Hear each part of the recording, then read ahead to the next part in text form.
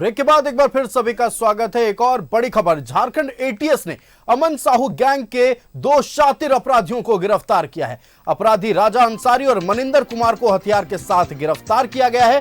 गिरफ्तार अपराधियों के पास से एक रिवॉल्वर और 51 जिंदा कारतूस बरामद किया गया है। राजा अंसारी पर एटीएस के तत्कालीन डीएसपी नीरज कुमार पर फायरिंग करने का आरोप है। राजा अंसारी पर रामगढ़, बड़कागांव, लातेहार, पतरातू समेत कई थाना क्षेत्र में मामला दर्ज है। रंगदारी, हत्या और आर्म्स एक्ट के तहत कई मामले दर्ज किए गए हैं।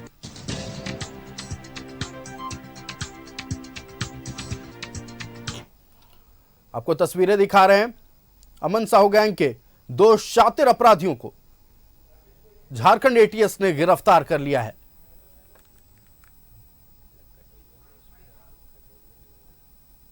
अमन साहू गिरोह के दो बड़े अपराध कर्मियों को गिरफ्तार किया है। इसमें एक राजा अंसारी है और दूसरा मनिंदर कुमार उर्फ मिलावट सिंह है। ये दोनों पतरातू थाना रामगढ़ के रहने वाले हैं। राजा अंसारी अमन साहू गिरोह का पुराना अपराध कर्मी है और दूसरा है मनिंदर कुमार उर्फ मिलावट, ये नया अपराध कर्मी है और इसके पूर्व में इसका कोई आपराधिक इतिहास नहीं था, कोई कांड भी पहले से दर्ज नहीं था।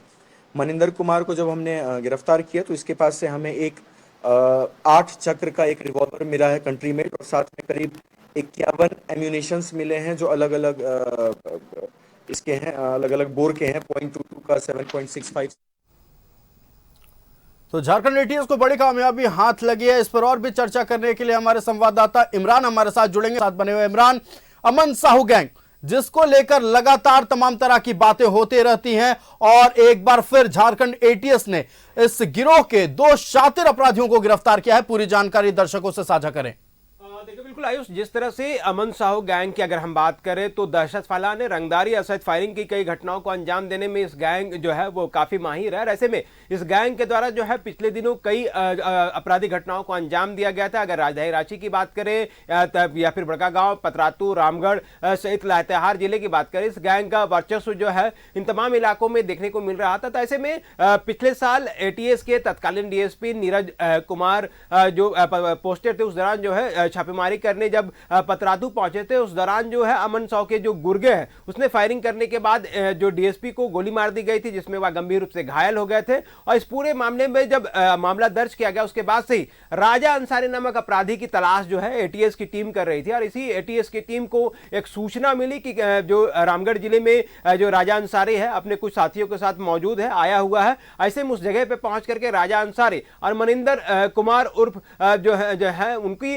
गिरफ्तारी हुई है, जिनके पास से एक रिवॉल्वर, 51 जिंदा कारतूस, जिंदा गोली जो है वह बरामद की गई है। पूरे मामले पर एटीएस को इसलिए भी इस पूरे मामले का बड़ी सफलता मानी जा रही है क्योंकि अमन साहू गैंग के जो संगठित अपराध के जो अपराधी हैं इन पर ना सिर्फ नकेल कसा गया बल्कि इनके आर्थिक स्रोत और तमाम जो चीजें हैं उन पर पैनी नजर रखी जा रही है। इनके द्वारा अर्जित की गई जो संपत्ति है उन तमाम चीजों पर नजर रखी जा रही है और आने वाले दिनों पर इनकी संपत्तियों पर भी एटीएस का प्रहार किया जाएगा और जब्त किए जाएंगे। क्योंकि अब तक जिस तरह से राजा अंसारी के बारे में बताया जाता है कि आधा दर्जन से अधिक जो कांड है इनके खिलाफ जो है अलग अलग जगहों पर दर्ज किए गए थे पिछले दिनों। और मांझी में जो है भारत माला प्रोजेक्ट के तहत जो सड़क निर्माण कराए जा रहे हैं उनमें भी फायरिंग करके दहशत फैलाने और रंगदारी 50 लाख रुपए की मांगी गई थी। उस दौरान कुछ अपराधियों को गिरफ्तार किया गया था, लेकिन उस दौरान जो है राजा अंसारी, मनिंदर सहित अन्य जो लोग हैं वह भागने में सफल रहे थे। तो ऐसे में इनकी गिरफ्तारी बेहद अहम मानी जा रही है क्योंकि कई कांडों का उद्भेदन जो है इस दौरान किया जा रहा है। साथ ही साथ एक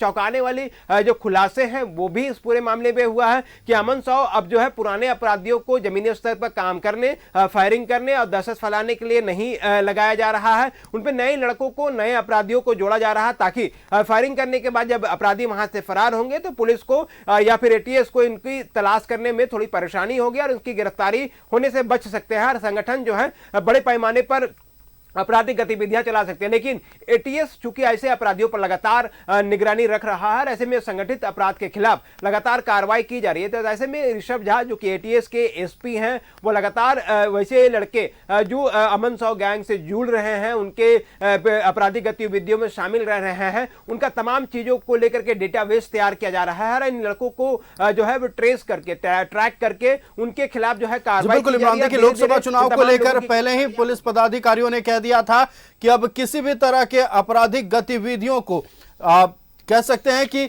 गतिविधियों को लेकर तमाम हमारे ओर से तैयारियां पूरी कर ली गई हैं। जो भी अधिकारी हैं वो पूरी तैयारी कर चुके हैं और इस तरह के आपराधिक गिरोहों या इस संगठन से जुड़े लोगों पर नकेल कसा जा रहा, पहले ही नोटिस जारी कर दिया गया है। इमरान, आपका हमारे साथ जुड़ने के लिए और तमाम जानकारी देने के लिए बहुत बहुत धन्यवाद। तो हमारे संवाददाता इमरान ने बताया कि झारखंड एटीएस ने बड़ी कामयाबी हासिल की है। अमन साहू गैंग के 2 शातिर अपराधियों को गिरफ्तार कर लिया गया है। फिलहाल आज के इस पेशकश में इतना ही। मुझे दीजिए इजाजत। देखते रहिए न्यूज़ 11 भारत। नमस्कार।